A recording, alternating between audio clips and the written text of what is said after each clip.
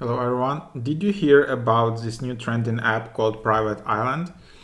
So it's a trending app right now, and basically, yeah, it helps you to organize some events with people and just plan some trips or stuff like that.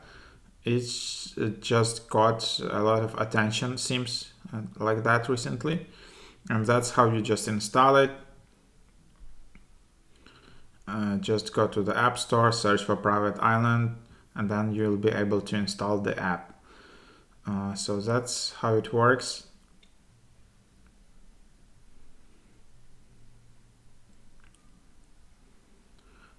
And then you just need to wait.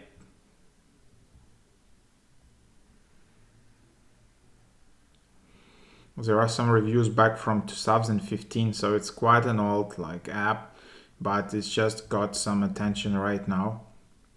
And then you can just open, allow notifications, and then you can just add your phone number, and that's it.